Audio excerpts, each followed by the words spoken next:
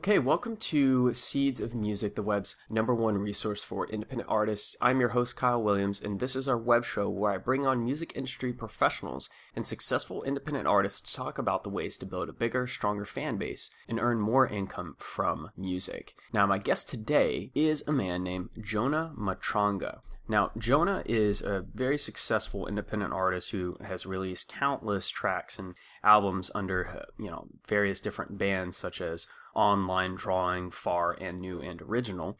But he has also been a guest working with bands such as Thursday and Deftones, and even Mike Shinoda of Linkin Park, just to name a few. Now, the subject, we're just going to have a little chit chat. It's not going to be any kind of specific tactic we'll be going over, but Jonah's a really interesting guy, and we'll be discussing what his main sources of musical income are. Talk a little bit about his website, because his website, if you check it out, which is, I believe it's jonahmatranga.com. If you check that out, you'll see that it's very different from most other musicians' websites. Very simple, but effective for him. So we'll talk about his mindset when he was going into creating that website. And he also has a webpage called Yard Sale, where there's a pick your price model for his merchandise and his music. And more uniquely even than that is IDEAS, which is an acronym. IDEAS stands for Interdependent Definitely Excellent Activities Society. I'll just leave it at that, but when we get into it, you'll learn what it is, when he started this, and why. And last but not least, the story behind the R2D2 that seems to pop up in a lot of his pictures, and has become a kind of a thing there. So really interesting interview. Definitely, I'm really happy that you're about to listen and check it out. So I'm going to stop babbling and we'll jump right in. All right, guys, welcome to another episode of Seeds of Music. On the show today, we have Jonah Matranga, not Matranga. I think I was originally going for it to sound really intelligent and, cultured. Yeah, I think that would be the smarter, more sophisticated version of it. Yeah, but we're not going for sophisticated. As you can see, I'm just in my workout shirt right now. I ran back from the gym to hop on this interview, so we just keep it, really raw and real. So, Good. So I wanted to start off because with this first question, it's something that a lot of independent artists, independent musicians wonder is like, how exactly do musicians who are doing music full time make money? So I wanted to ask, what are your main sources of musical income? Ever shifting.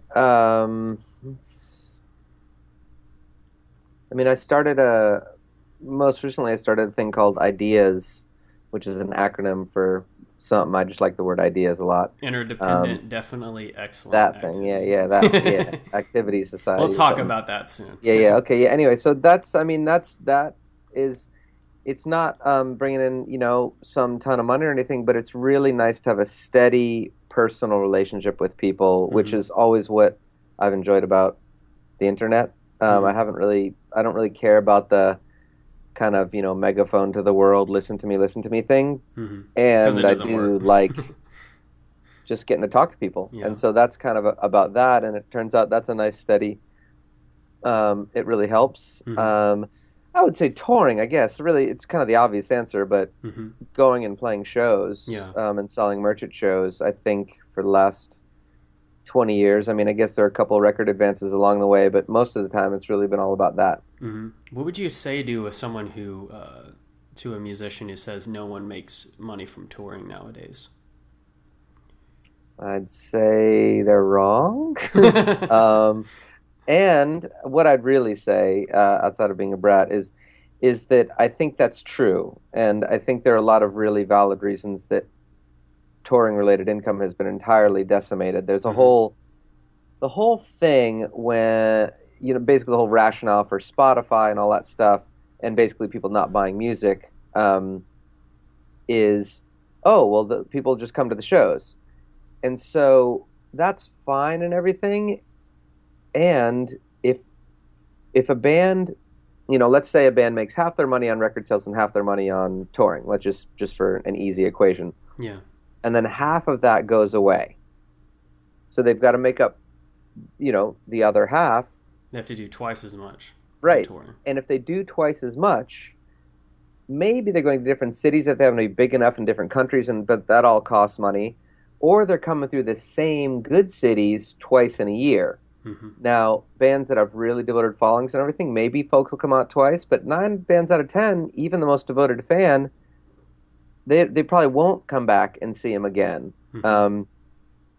And also, if every band in the world is having to make up that lost half of their income by touring, then you've got so many more bands coming through the same town Yeah. and a limited amount of money. And then the promoters are getting tired and having trouble with stuff. And I mean, there's a sort of a maze of other things that happen when Hmm. that goes on. But long story short, touring income has been totally decimated. And it's a story that I wish more people could hear for what it is like for, especially an independent artist that doesn't have record label support Hmm. and all that junk. Um, so yeah, uh, all that said, also bands I think are really wasteful. I mean, Hmm. well, not just bands, people, we Yeah. Americans, Yeah. citizens of the developed world are super, super wasteful and super excessive. Hmm. And there's also some strange thing where musicians don't like to think about money as if that's not cool or not rock and roll or not whatever. Yeah. And so I think there's a lot of artists that really give away a lot of their power and their money to people who will sort of basically be their moms or something and Hmm. take care of them on tour and Hmm. book them this and book them that, and then they'll go and stay in a hotel instead of finding someone to stay with. And Yeah. there are a lot of ways to be creative. The fact is, I make very little money on tour. I Hmm. just spend that much less. Yeah. So even if I go and play to 50 people in a little room somewhere in a house, less than that really, 30, let's say 30 to 70 people a night, um, I probably make as much money as in money that goes into my pocket at the end of that as someone in a pretty successful band who has a manager and roadies and agents and is playing traditional venues where they take a bunch of the money and a bunch of the merch money and getting hotels and da da da da da. Yeah. So there's all this money that goes away. Um, and it is true that the total money from touring has lessened, and artists that don't adapt to that environment. So there's like a lot of people who just like step in and you feel like do something that you could do anyway or the artist could do anyway, and that's just kind of like a waste. Yeah, it's just silly. And I sort of yeah. Anyway, it's a longer conversation. But point is, travel light, travel far. Very, very wise words. Why do you think some people just give the power over to the middleman? I mean, why exactly? Why did Well, they do that? it's easier, at least on the face of it. Hmm. Why clean your room when you can pay someone to clean it for you? Um, sort of that's what our whole crazy capitalist system is built on. Basically, is not being agrarian, is not taking care of ourselves. It's having other Hmm. people give us food and services and Hmm. this and this and this and this and this, and Hmm. then Do you feel? it's a really old habit, and it's not just artists that are guilty of it. Hmm. But yeah, Do you feel like some musicians kind of self-define as like, oh, I just it's not my job to do that, or I'm an artist, so this is sure. what I There's do. Like, here's the uh, box of what an artist or somewhere musician between is. entitlement and insecurity and cultural perception of what it is to be an artist. Much less like a rock star. Rock stars Hmm. aren't supposed to mail their own packages and do their own driving and lift their own gear. Yeah. That's not what's in the movies, kind of thing. And I think Yeah. that goes a long way. Um, and then to be kinder to all of us artists, there's a playwright called David Mamet that has a great saying that's just no one with a happy childhood ever went into the theater. And so all that really means is that a lot of us making art for a living or not kind of fucked up, and grew up with various levels of trauma, and art has been our way through it. Um, and so the point is, we might be really great at making art, and we might not be super great at communicating or anything else. Um, so that's real too. And there's nothing wrong with asking for help. Asking for help is wonderful. And I always try to have partnership and have mutual support with people and all that. And there's also the aforementioned greed and laziness. Yeah, laziness, laziness and fear are probably like the two biggest obstacles for any musician. I think, just from what I've seen in my own personal experience too. Um, but taking all these like ideas, like when you actually have like your own website, that it very much looks like that's something like you was that something you put together. I'm Yeah, guessing yeah, guessing it was like from what we were talking yeah. about, There's not you a didn't pay high-end someone. web company Yeah. behind my mammoth internet enterprise. So like what was your mindset? Because most musicians, like I said, you don't seem like every musician that is maybe like too lazy to create their own website, or they say that's not my job. So, what was your mindset uh, going into the creation of the website? Like, My mindset was, wow, this is a neat, essentially free way to communicate with the world and with zero editing or interruption or needing to pay anyone else or needing to pay attention to what anyone else cares about. There's no censoring, there's no nothing.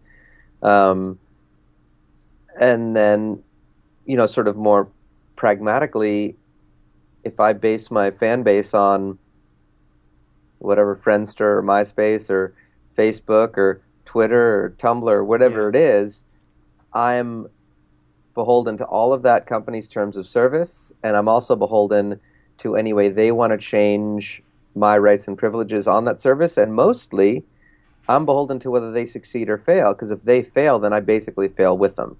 yeah, yeah, So every portal, I use all those things and have used all those things that have come and gone, and we'll try to keep up with different things.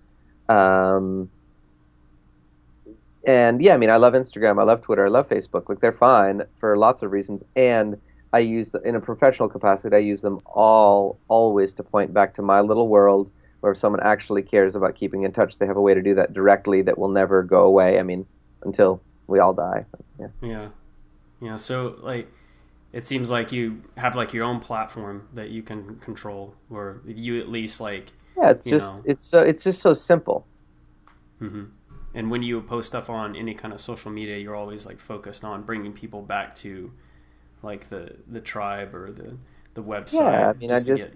to me, it's sort of like that's just these little ways to sort of say hello to the world, but it's also sort of like passing someone on the sidewalk to me, and it's like, hey, if you want to come over and hang out, here's where to do that.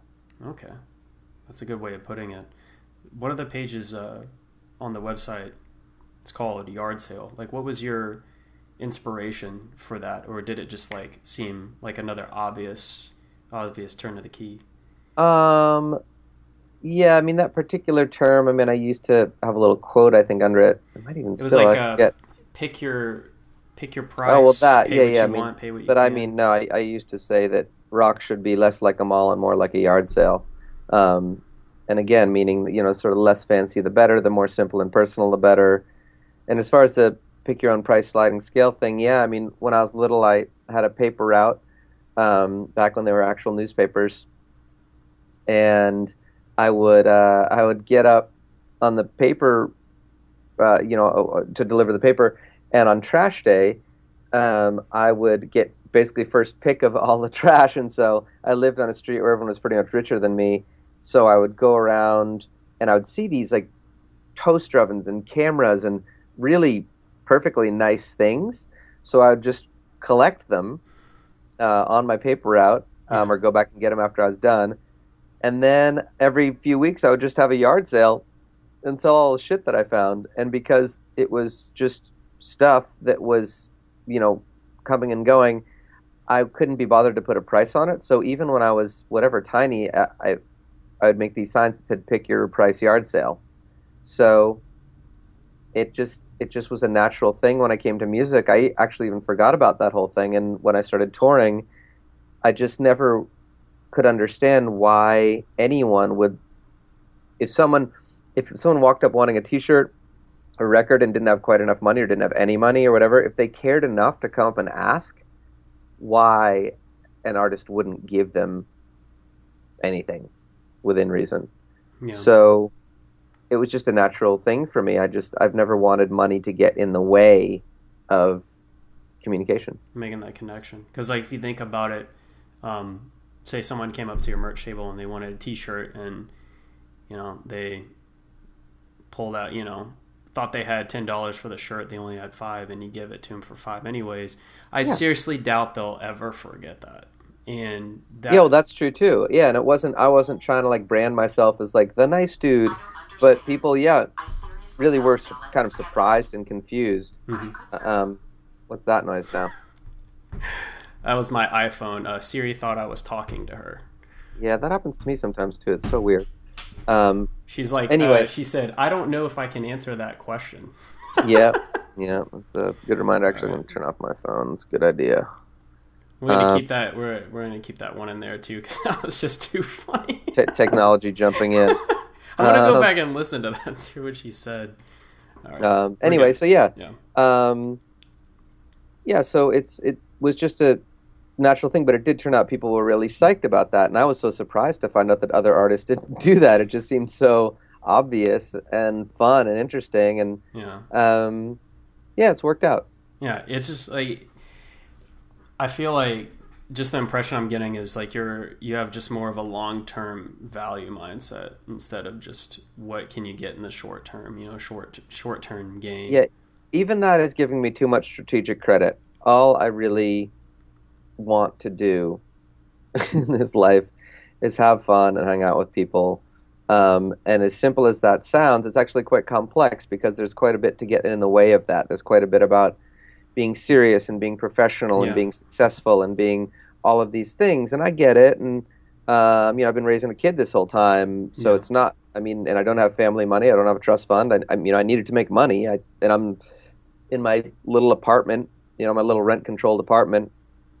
Um, and I've never had a new car. I've never lived in a house with a washing machine or a dishwasher or like I just live really simply. yeah, So it's that's all I'm interested in, and it turns out, especially frankly with the way the music industry has gone in the 20 years that I've been doing it for a living, it turns out that these ideas of mine that were just natural fun ways that I enjoyed living and enjoy living, turns out they're a good business plan. So who knew?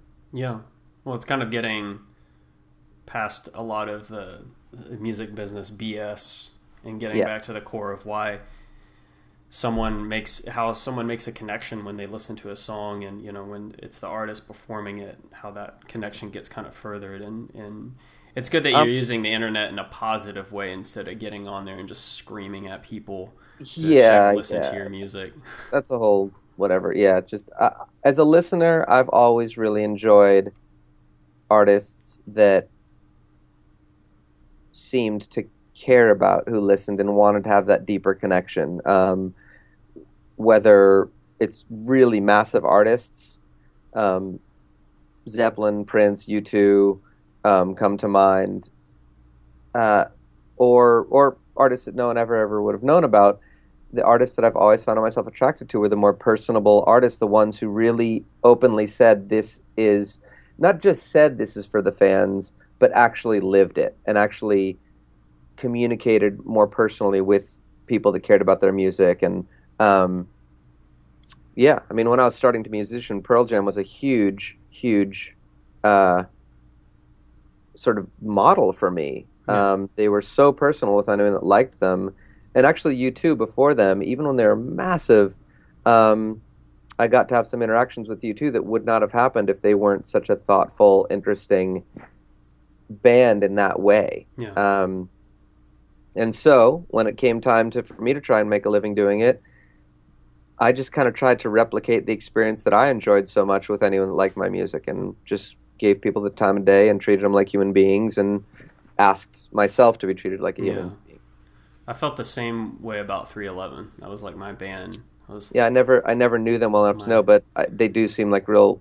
I've played with them and stuff, Mhm. but I've never been on I've never seen the fan perspective of 311. Oh yeah, they're But it very does, but it yeah. does seem that they are very personable and that's cool. Yeah, yeah, yeah. Just kind of an.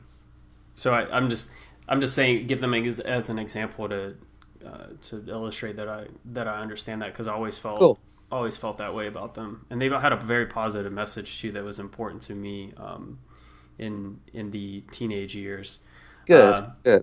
So the other thing I want to ask you about, and this is the thing we mentioned in the beginning, was ideas. The independent, definitely excellent activities society.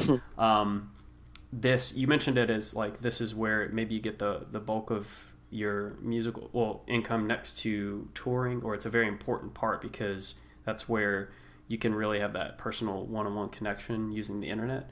Hmm. Like, when exactly did you start this, and why did you do it? I mean, it's been on my mind for a while, and I've played with subscription-based things for a long time now. I mean, in 2000, I did a thing called Always New, which was a monthly thing where I'd make a song and write kind of a little diary about it and put some photos, and people subscribed to it. Um, and then for whatever reason, I just kind of stopped doing that. Um, and I don't know, it just came back around. I mean, crowdfunded things started happening more, which I Yeah, really love. And then crowdfunded patronage started happening, and there's yeah, some platforms for that. And yeah, once again, I just didn't want to be on the platforms. I yeah, wanted to create my own thing yeah, so that A, it would be more personal and DIY, and B, it would be more in my control yeah. as to what had happened and how it looked and how it felt. Okay. And has it been? I mean, I guess it's been pretty successful for you. I mean, I couldn't see any other.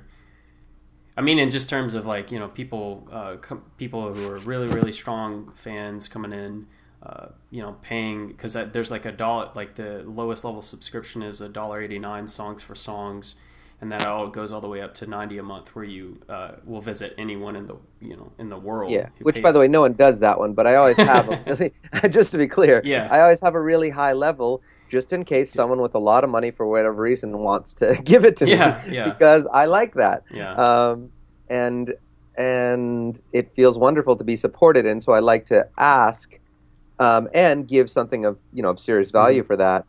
mm-hmm, Um, but yeah, people do. Some people get towards the higher end, and it's great. It feels so amazing to be in touch with them, um, and yeah, I played in this dude's apartment in New York, and um, just it's all the things that I was already kind of doing, except I made a little system where you could stay in touch with me on a really regular basis. And yeah, exactly. And the lowest one is $1.80, and that's more of a token, like I'm rooting for you. Thanks for doing what you do. yeah, Cool. yeah, yeah, And I like that it turns up on people's credit card statement or whatever every month, so they can kind of see it and be reminded of me and this music and this interaction that we have. It's cool. yeah. This is kind of keeping a reminder of their support, keeping the Yeah. music on their mind, Hmm. because fans have a lot of distractions. I mean, people just have a lot of distractions to deal Tons, with. exactly. I totally Yeah, understand that. yeah, And again, it's not, I have no, there's no business strategy to this. It's just what is interesting to me. And yeah, I do know what a noisy world we live in. yeah, And so, if I were really into someone's music and art and the way they did their thing, I would love a monthly reminder of that.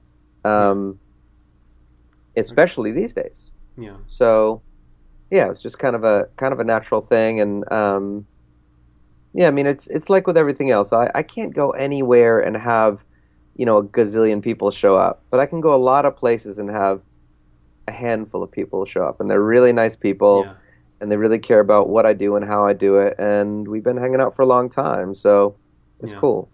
And what would you say is like the best difference between what you're doing now and your experiences being signed to a label?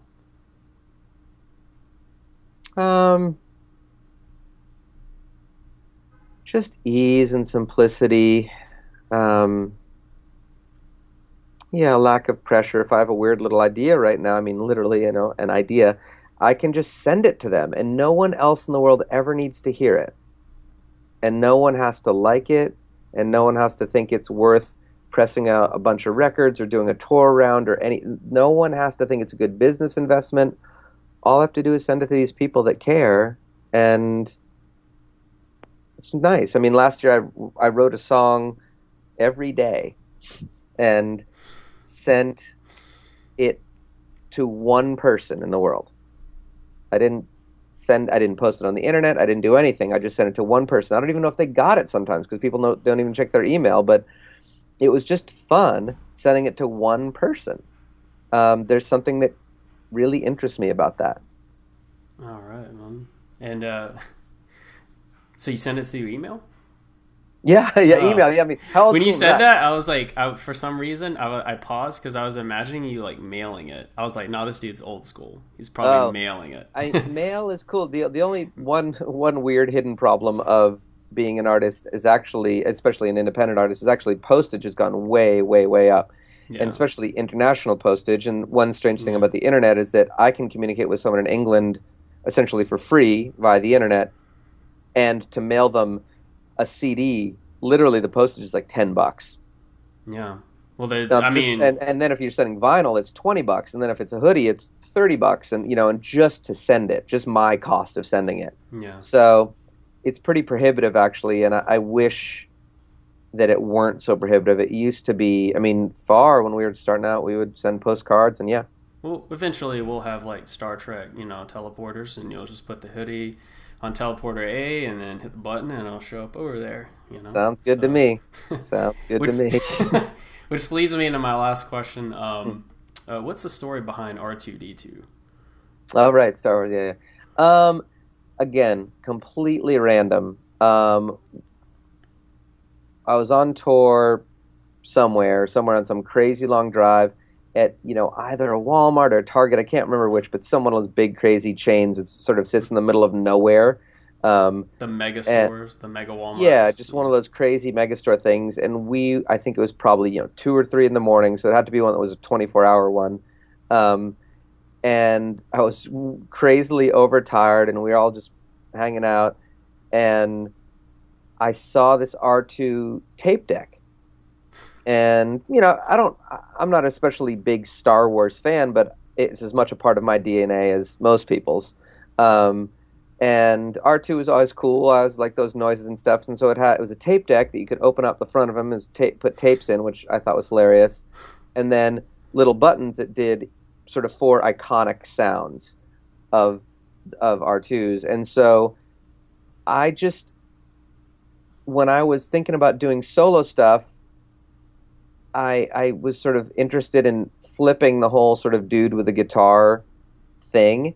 Um, and I kind of just, I don't know, it's just a fun way to have beats with me and have sort of backing music and a sort of different element.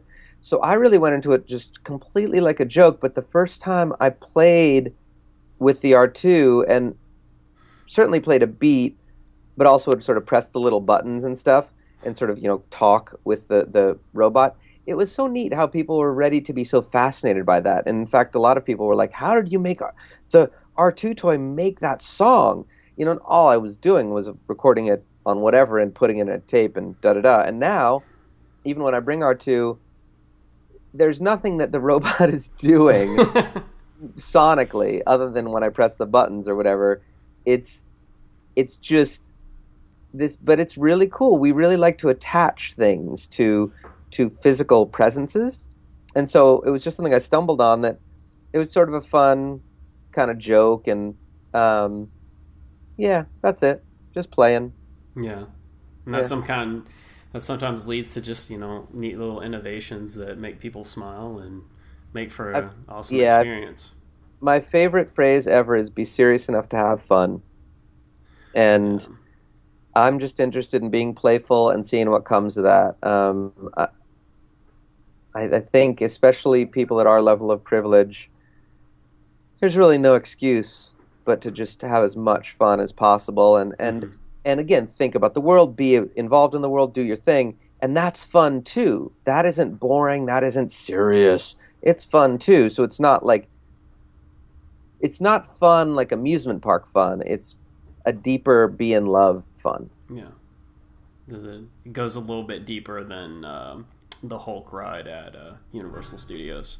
Yeah, which is also fun. Yeah, Super, super fun. Would never, ever, front that I didn't love a good blockbuster, a good yeah, ice cream sundae, a good yeah, roller coaster ride. yeah, And there's other stuff too that people don't think of as fun that I think it's really neat to reframe that as, hey, this is fun too. So yeah, yeah, that's yeah. R2. The everyday life things, like Yeah, the. yeah. I'm just like surprised you found that in a Walmart. It must have been like someone returned it from the '80s, or. No, no, no. I mean, they had them then. I mean, well, don't forget how old I am. Oh, I This was, thought you were saying. Oh, I'm sorry. I thought this was like recent. I'm like, how the hell did you oh, find no, a no. I tape found deck this R2? robot in 1997 Okay, there we go. or 8 or something. Okay, okay. Yeah, Now I I get it. probably Sorry. 97 is R2. Okay. So yeah, it's back when they still had tape decks. I was like, is Walmart doing some retro R2D2 like Well, they cassette probably are reissue? too, but yeah, this Yeah. particular tape deck I have a hard time finding. Uh, And anyway, yeah. awesome, man. Well, it's been a pleasure having you on, Jonah, man. Thanks, Yeah, Kyle. and sorry that Siri started yapping at us and I had That some was hiccups there, but perfect. Actually, we should have R2. I don't yeah, do know. you actually have it? Well, here, this is the latest one. I got now. I just sort of find different ones. So here's the latest incarnation, and then this one's pretty neat because you can see if I can find something here. Wait, hold on. So this one, it's a bank. It's a talking bank, whatever. So it's got a little slot there, and you put a coin in it, and it talks. So it needs to get paid to play. But then you can press a button too. Oh So wow. anyway, that's me in my weird little world. I used to have one of those, but it was a toilet. So you put the change in it and then you flushed it. It's my mom got it for me because if my humor is not so elevated. But Body humor indeed. maybe I can play and have backup flushes. Do it. That would Do it. definitely turn some heads. Do it. Start the revolution. All right, cool. All right. All right, Thanks, man. Kyle. No problem. See you. Keep in touch. Bye.